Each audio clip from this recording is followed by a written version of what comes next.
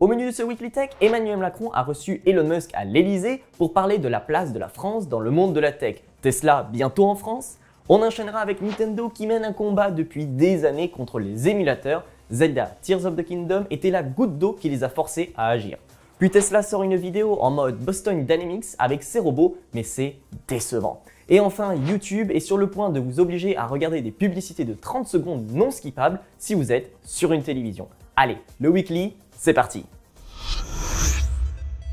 Cette semaine, Emmanuel Macron reçoit plus de 200 patrons de multinationales au château de Versailles dans le cadre du sommet Choose France. Cette initiative est entièrement dédiée à l'attractivité de notre pays et devrait déboucher sur 13 milliards d'euros d'investissement de la part de certaines entreprises présentes. Et forcément, quand on parle de multinationales à implanter en France, on pense à Tesla et donc Elon Musk. Le milliardaire a ainsi rencontré Emmanuel Macron en marge du sommet. Si rien n'a fuité, Elon Musk a tout de même fait un commentaire plutôt encourageant. Il ne souhaite pas faire d'annonce officielle, mais précise que l'attractivité de la France est très importante et que cela pousse forcément à l'investissement. Il n'exclut pas d'installer une gigafactory sur le territoire. Actuellement, la seule d'Europe se trouve à Berlin et au vu de la complexité pour la mettre en place, cela a sûrement refroidi le milliardaire d'investir en Europe. Pourtant, avec le bonus écologique qui pourrait être conditionné au lieu de fabrication de la voiture, Tesla aurait tout intérêt à venir dans l'Hexagone. Du côté de Bruno Le Maire, qui a aussi eu l'occasion de le rencontrer, il explique que c'est des mois de négociations en privé. La France n'est ainsi pas le seul pays à courtiser le milliardaire et d'autres États souhaitent à tout prix voir Tesla sur leur territoire. L'argument de la France est ainsi d'être l'État le plus attractif pour les entreprises depuis 4 années consécutives en Europe. Une force qu'Emmanuel Macron n'hésite pas à brandir. L'objectif est ainsi de passer au vert le plus rapidement possible et de réindustrialiser la France pour la rendre souveraine de la production de technologies. Si avoir des entreprises françaises qui fabriquent et innovent en France est le but de base, attirer d'autres sociétés étrangères est aussi fortement profitable. C'est ainsi qu'une usine de batterie sera ouverte à Dunkerque par l'entreprise chinoise XTC ou encore le taïwanais Prologium. Maintenant, ce que le gouvernement attend, c'est bien sûr de voir une gigafactory sortir de terre dans l'Hexagone. Un projet qui permettrait de dynamiser le secteur, surtout pour une entreprise qui produit la 3e voiture la plus vendue dans le monde, la Tesla Model Y. Pour donner un ordre d'idée, la gigafactory de Berlin, c'est actuellement plus de 11 000 nouveaux emplois et encore pas mal à venir. C'est du genre de projet qui métamorphose les villes autour. Que l'on soit clair, Zelda Tears of the Kingdom est le plus gros bébé de Nintendo. Ils en sont fiers et à juste titre. Mais surtout, ils veulent le protéger. Sauf qu'il est possible de le récupérer gratuitement et pire, utiliser un émulateur pour ne même pas avoir besoin d'y jouer sur une Switch. Et c'est là que Nintendo tire la sonnette d'alarme et s'attaque à ce moyen détourné d'utiliser ces jeux. De base, pour jouer un jeu sur la Switch, il vous faut une Switch. Jusque-là, c'est normal. Mais pour éviter de pouvoir y jouer ailleurs, votre console possède une clé qui permet de faire tourner le jeu. En d'autres termes, si vous utilisez un émulateur et que vous avez le jeu, cela ne suffira pas. Votre jeu ne se lancera tout simplement pas. Sauf que de nombreux petits malins ont trouvé la solution et partagent ces fameuses clés qui permettent de vous authentifier. Nintendo frappe ainsi exactement à cet endroit avec plus de 80 demandes de retrait au nom de l'article 1201 du Digital Millennium Copyright Act, autrement connu sous le nom de DMCA. C'est ainsi que le groupe responsable de Lockpick, un service qui permet justement d'obtenir ces clés, se retrouve dans la tourmente et préfère arrêter le développement de son service. Mais ça ne veut pas dire que c'est la fin. Le système est open source et n'importe qui peut continuer à le développer. C'est probablement encore un coup d'épée dans l'eau pour Nintendo, même si cela devrait ralentir le développement de ce genre de pratique momentanément. Mais au-delà de ne pas vouloir payer un jeu, on peut se demander pourquoi autant de personnes veulent passer par un émulateur. La raison est simple, la Nintendo Switch est datée et ne permet pas de jouer correctement à Tears of the Kingdom. Déjà que Breath of the Wild galérait, là c'est souvent compliqué. Jouer sur PC, c'est s'assurer de pouvoir faire tourner le jeu à 60 FPS constant.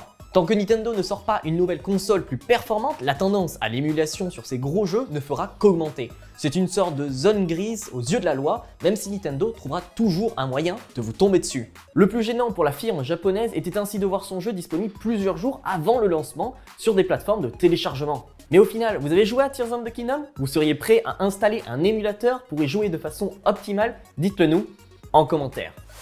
Depuis plusieurs années, Tesla nous tease avec son robot. Tout a commencé avec un danseur humain déguisé en robot qui a ainsi effectué une chorégraphie assez peu convaincante. Mais on laisse le bénéfice du doute à Elon Musk, le produit fini sera probablement incroyable. Puis il y a quelques mois, on a enfin eu le robot dans une version très basique. Tellement basique qu'il a fallu le faire rouler sur scène, un robot humanoïde qu'il a fallu transporter jusqu'au devant de la scène. C'est quand même incroyable. Et maintenant, nous avons une vidéo qui montre la conception, l'innovation et le produit en partie fini, accompagné de ses compagnons. Et ben c'est toujours décevant. Alors oui, on va me dire que ce n'est que le début, mais cette vidéo montre une chose, c'est que le robot Tesla est au niveau de Boston Dynamics il y a 10 ans. Les machines peinent à garder leur équilibre, mais il n'y a pas que du mauvais à retenir. Déjà les robots, et donc l'intelligence artificielle qu'ils intègrent, sont entraînés par des humains. À force de répétition, le modèle d'IA s'adapte aux contraintes de la machine pour reproduire à l'identique le mouvement de l'opérateur. Cela permet aussi justement de détecter les contraintes et ainsi d'améliorer l'agilité des machines. Autre bon point, la précision.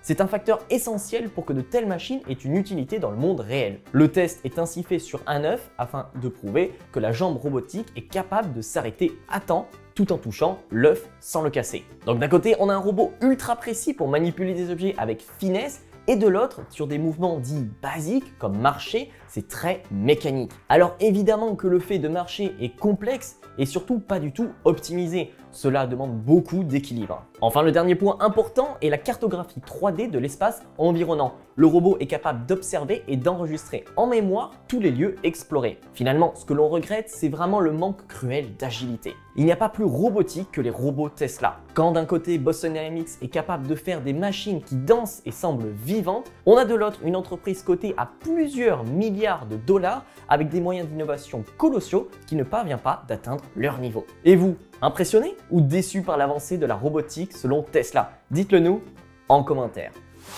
Tout le modèle économique de YouTube repose sur les publicités. Il faut donc trouver le meilleur ratio entre temps de pub et revenus. Mais surtout, en fonction de là où vous regardez une vidéo, vous aurez plus ou moins de patience à regarder une publicité. Sur smartphone, nous sommes dans l'instantanéité. Il ne faut pas que ça dure longtemps au risque de faire partir le spectateur. En revanche, sur un téléviseur, on est plus prêt à prendre son temps. Du coup, voir une publicité de 15 secondes est moins dérangeante. Surtout si au bout de 5 secondes, on peut l'ignorer. Du coup, YouTube met actuellement 2 pubs de 15 secondes. Et comme cela a fonctionné, nous aurons à l'avenir une grosse publicité non skippable de 30 secondes. On part complètement sur le modèle de la télévision, avec des pubs que l'on est forcé à regarder. Cette nouveauté arrivera dans les prochaines semaines aux États-Unis, puis petit à petit dans les autres pays, dont la France. Google annonce aussi l'ajout d'une fonction toujours en lien avec la publicité. Lorsque l'on mettra en pause une vidéo, un encart publicitaire apparaîtra à droite de l'écran. Il sera possible de continuer la lecture de la vidéo, d'ignorer la box ou de cliquer sur la publicité. L'objectif est ainsi de diffuser de la pub de façon passive pour le spectateur. Cela devrait normalement arriver dans les prochaines semaines en France dans le cadre d'une expérimentation. Puis l'implémentation se fera progressivement. Le support télévisuel revient ainsi en force avec une croissance de 70% des impressions publicitaires sur YouTube selon Google. Une hausse qui montre bien que la télévision en elle-même n'a pas perdu en popularité, mais c'est le média télévisuel qui perd en part de marché. Et ceux qui récupèrent cette audience, c'est bien les sites de streaming vidéo, que ce soit des films ou des séries ou bien des vidéos sur YouTube. En comprenant ça, on voit bien que le modèle économique de la plateforme doit se calquer sur ce que fait la télévision, mais en proposant un contenu que le spectateur choisit. C'est là la grande différence. En tout cas, à défaut de choisir, il faut laisser penser que le spectateur a le choix. Cela permet aussi de pousser vers des contenus plus exclusifs et uniques à la plateforme. Si le service de création de séries sur YouTube a été abandonné, c'est maintenant les événements qui voient leur apparition. On voit ainsi aux États-Unis un partenariat avec la NFL, la Ligue nationale de football. C'est vers ce genre de modèle économique que YouTube souhaite se tourner. Difficile donc de ne pas voir une copie de ce que fait actuellement la télévision. Et vous préférez voir 2 pubs de 15 secondes ou une pub de 30 secondes? Dites-le nous en commentaire. Le Weekly Tech, c'est fini. Rendez-vous la semaine prochaine.